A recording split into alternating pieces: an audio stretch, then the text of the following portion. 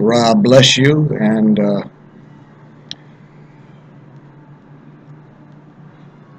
Rob bless you, and I am honored to be in the presence of gods and goddesses. We honor the presence of our ancestors with all of their eternal might and power, with all of their divine help and utterances even while we are asleep, to inspire us and urge us forward. Good evening and bless you. I'm speaking this evening about the importance of African history. And when you walk in a room,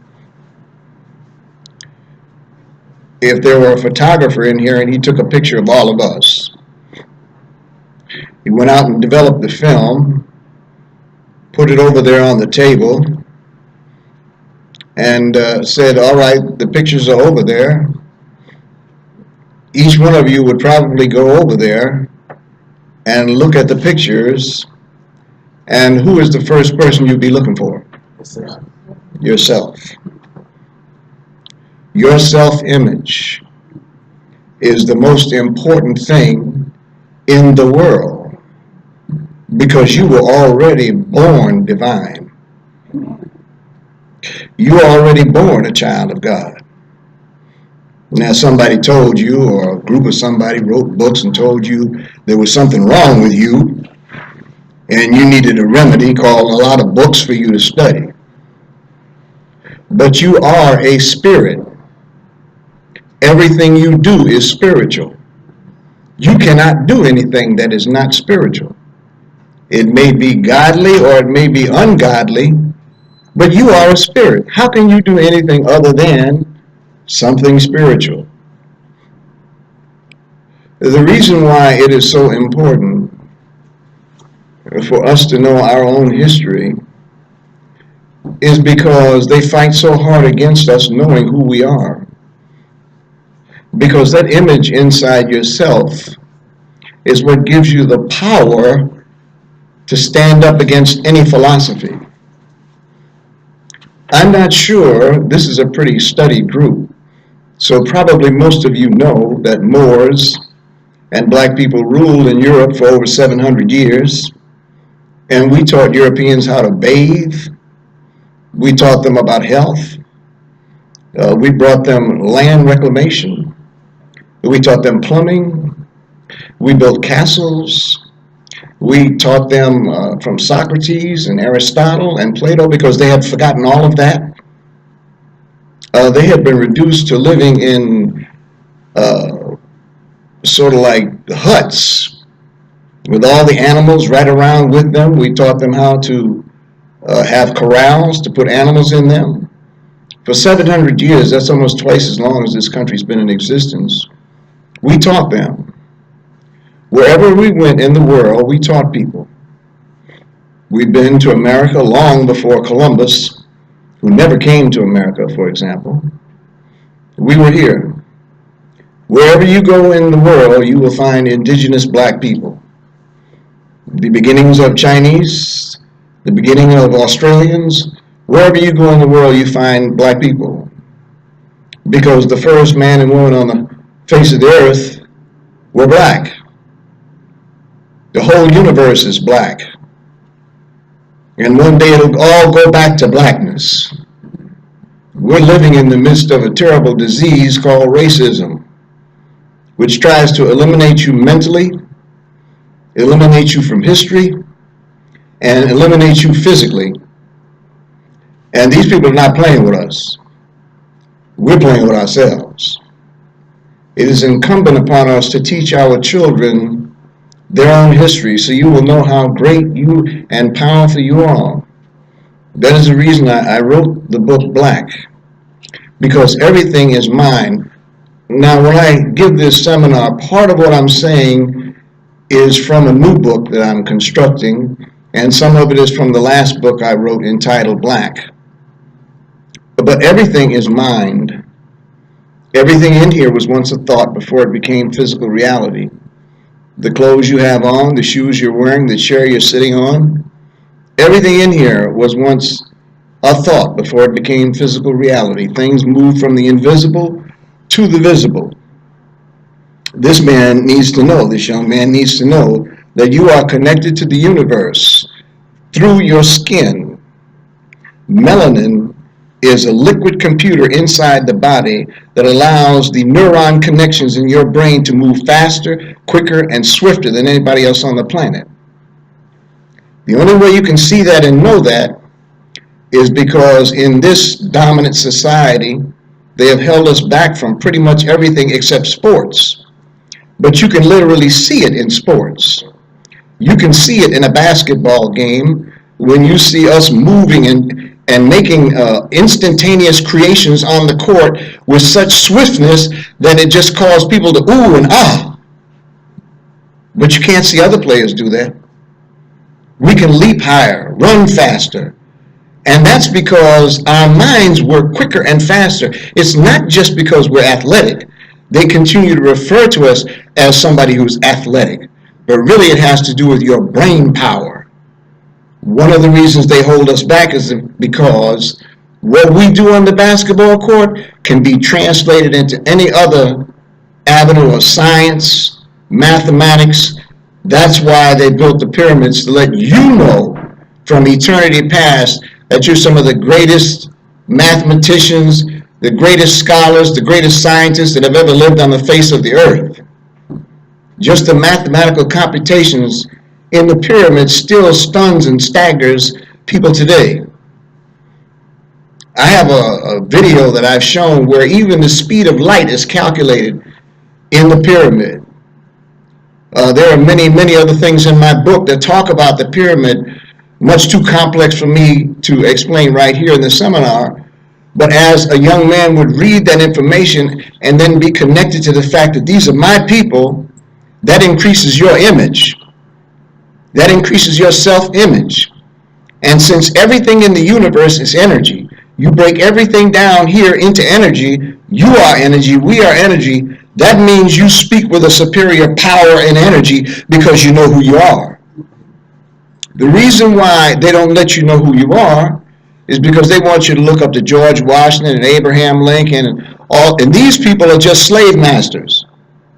All of these people that created this country, all these people they want us to look up to, all these people they want us to celebrate, like Christopher Columbus. In my book, you'll read about Christopher Columbus. He's one of the biggest mass murderers that's ever been on the face of the earth. At parts of this book, when I was writing it, certain things that his soldiers did to children, taking some of the religious leaders of that day in the Caribbean and all throughout that area and putting them in their religious areas of worship, burning them alive, killing their children, tossing them up in the air and sticking them with bayonets. The Europeans, when they came here, are the biggest slaughterers, murderers, rapists that have ever been on the face of the earth. But the reason why we are afraid to talk about it and why it bothers us when we talk about it or when we stand up with unadulterated, unashamed blackness and are proud of it, and we're getting to that point, the reason why that some of us can't wake up to that, because when I talk like this on Facebook, people say, well, you must hate white people. I don't hate anybody. It's a waste of time. But what happened is something about the brain. We don't really study science the way we should. Our major form of information generally in the black community is the church. And the church is a spiritual entity designed to get you to heaven. It doesn't deal with real world issues. I was having a conversation with a young lady about a real world issue, a geopolitical issue about powers of nations conquering each other. And in the middle of it, she said, oh, that's the devil. Now, how can you have a real conversation about the powers of nations and what has happened to us when Europeans conquered us and their exploitation of Europe and every other place on the face of it? How can you have a realistic conversation, and how can you fight against it? How can you plan strategy? How can you think logically when you think it's the devil?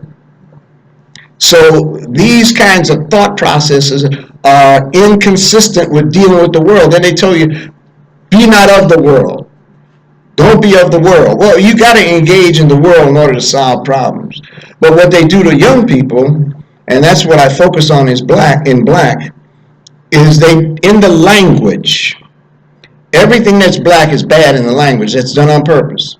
You get married in white, you die in black, so forth and so on and on and on and on. And in the book, I've got hundreds and hundreds of words to show you how they use this to poison the minds of our children. They even do it through television. They even do it through movies. That's why you should never take your children to see Gods of Egypt. Never. Because they're portraying themselves as the gods that we were and are. And children do not have the ability in their executive thinking process, in the front executive thinking decision-making process, they don't have the ability to block that. It goes straight to the subconscious, and once again, they think the white man's everybody. He's Superman. He's Mighty Mouse. He's everybody. Yet they are the ones who are destroying this earth. This country has been at war almost from its existence, and almost all of these wars that they have started, involved in, they're the ones who started it. Even in Vietnam, they started it. And if you saw Zeitgeist, you found out that the United States actually knew when they were coming over there with the planes. I had a whole lecture series just based on that. They already knew. This country is unbelievably, this is the belly of the beast.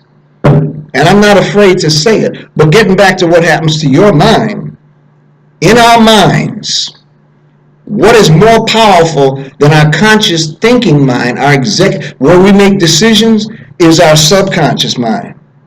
Everything we do, see, we think, we act, we behave, and then there's consequences.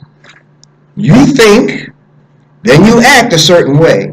Your actions over time create your behavior. Your behavior produces consequences. That's scientific. That can't be changed. So what they do is they attack your mind with those words and all of these other images that are not like you. So you're looking around in the classroom trying to find yourself. And even if they teach you African American history, they're still teaching you from a point where it's like their benevolence, their goodness, they're letting you out of slavery, just releasing you from Jim Crow and ending slavery. All these were benevolent gifts to give you an opportunity to succeed in America. But it's a mind trick, because in your brain, there are two dominant chemicals that control almost everything we think and do about what's right and wrong and what's good and wrong. The dominant two chemicals are dopamine, which makes you feel good about anything. I mean, if you take a child out and you watch him eat an ice cream and you smile, there's a release of dopamine that allows you to feel good. When you use drugs, those chemicals release dopamine at an extremely high rate to make you feel better than you've ever been before. But they've used drugs against our community to destroy us. The CIA has flown drugs right into military bases. I have books, we don't read enough. They have flown drugs right into military bases and spread them in cities because they want you to get that dopamine rush, and then you won't study, you won't do anything, you destroy your own community selling drugs. But back to the point. Everything that you experience, dopamine is released. In order for you to remember it, there's another chemical that's released called glutamate. Glutamate causes you to remember. Dopamine causes you to think that, not you, but in your brain, this happens. This is better than I ever experienced before. And glutamate helps you remember it. So if you're constantly bombarded with black is bad, then by the 5th grade you find out you're black. That's why our children generally in 5th grade get turned off, because they suddenly realize all these words they've heard, now their image has been tarnished. Unless the parents have given them a great self-image before they go to school, which is why we need African history. We need it, just like they're so proud of their history, and they teach us their history. I can't think of the name of that movie when the football player, they took him in and they taught him. Yeah. Well, what were they teaching? French history. Their history. They want you to look up to them. Even when they gave us Christianity, which they wouldn't allow us to have anything else, but they gave us that book. The image on the wall was a white man standing over there. And I tell you how effective it is. I'm a supervisor. This is a little off the track, but I'm going to show you how this works. I'm a supervisor. I hired this woman. I've been working at 25 years. All of a sudden, we have a problem where you know how you get the head shaking and you can't hear and you get arguing. You know how we do. And I'm trying to explain to this woman, I must have explained this thing 4 or 5 times over. Well, I just don't understand. You know, this was the second or third argument we had, and I'm the supervisor. Finally, I said, you know what? Punch out. We're going down to see the boss. I had to take her down there to see God, quote unquote God.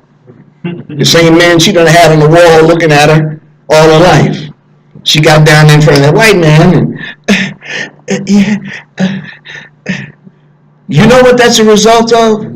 Psychological programming, exactly what I was trying to explain to this young man. We all have it. We've all experienced it. We know we've all experienced being quiet in their presence, afraid to speak up for ourselves. And another reason we don't speak up, we're not educated about ourselves. And your self-image is the most powerful thing in the world. When you have great self-image, you can walk in a room full of all kinds of scholars. You can walk in a room full of all kinds of white people. And when you walk, you got your head held. I had a white woman say, you know, and she wasn't talking to me. She was talking to somebody else. She said, that man walks like a prince. Why? Because I know who I am. I know the history. I know 10,000 years in Egypt. We had civilization with no prisons, with no homosexuality, with none of these problems that we see today, without hating each other, building the greatest universities that have ever existed on the face of the earth. The universities we built in Europe were the ones that educated Europeans. And they took that education, turned around, developed gunpowder, and here we are. We have to relearn what we have forgotten. Because without it, you're going to be existing as a Negropean. That means you got a white mind inside a black body. Because if you went to school in America, who taught you? What did they teach you? Who did you read? Who did they make you read? They're coming out with books now where they got little pictures in there of Egyptian kings as white people, and the little people around them black are the little servants and slaves. Books that they're teaching our children. They're coming out books now where they're talking about we were happy servants. We were happy. Why do you think they're always trying to make us happy? And just if you really had a mind of just splitting everything you see between positive and negative, how many positive images do you see on TV about us? I mean, I looked at this group of people they had celebrating, what is that, Scandal? And the one black woman sitting in the room, and all these white people around, and she was just, and I mean, she was just so full of herself. And she's playing the president's, and I can't say it in front of you, but you know what I'm saying. And she's so proud of that. They have got us completely hoodwinked, bamboozled. We'll play anything on TV for money. We'll play a Stephen Fetchit role. They're the ones who are writing the script. So we've got a lot of work to do for our survival. Because there's things I see I can't readily explain to you, but I'm going to put it in this book. Because what I have to say, you have to read a book to absorb it. For example, what happened in Ferguson? Just take some time and go read the official federal report on what happened in Ferguson. There was nothing but extortion from the top to the bottom. The court system, the cops, and they were giving people 15 and 16 tickets for nothing to just supply the resources of the city. And if you see the amount of money they were taking in, exploiting us, it's a wonder that we didn't rebel with gunfire. Same thing with stop and frisk. Same thing with all these police programs. And when the government comes in and says stop doing that, they say they're going to stop doing it, and they come up with something different. We're in a war. And I don't want to take too much time, but I do want to kind of scare you. Because we're too Happy-go-lucky. I mean, I love to joke. I joke all day long. But when it comes to being serious about what I'm writing, about what I'm studying, about my spiritual energy, and trying to help my brothers and sisters, I'm going to do that till my last dying breath. Because we've been fooled and bamboozled. We're living in a gigantic lie. We're living in the matrix. And you need to wake up. If that black woman had got a hold of that, had written it, and had the power to produce that movie the way it should have been, Neo would have been black. Yeah, you don't hear me. You don't hear me. It wouldn't have been a white guy running around Superman. But these children need to know who they are. They need to know how great they are. And your mind is so powerful. When I actually found out how powerful my mind was, you see, I was a drug addict. Living on the street. I know you're looking at me. Yeah, he's looking. His eyes went, wow, everything turned in your head. Yeah, I was a drug addict, an alcoholic, living on the street, living in a car with 3 other men. But I went into a program, and these people helped me get my mind together. But in studying me, what was wrong with me, reading self-help books and beginning to investigate science, philosophy, sociology, and find out what was wrong with me, I found out what was wrong with all of us. So knowing yourself, and then once I knew that, I went back to school, I went to college, I went to seminary, I've been teaching for 25 years in the prison, I've developed a whole methodology of recovery, I've written 3 books, and I'm on my 4th book, because I realized the genius that is in all of us, every one of us. We have unlimited power, we are energy, and we can tap into the universe, because the universe is black, and so are you. God bless you.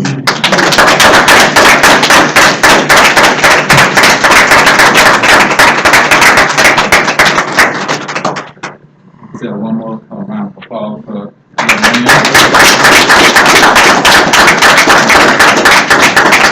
I'll try to make time for questions after OB. Maybe we'll have some time for some questions. But I do want to respect my brother. I highly respect this brother. He's teaching young people.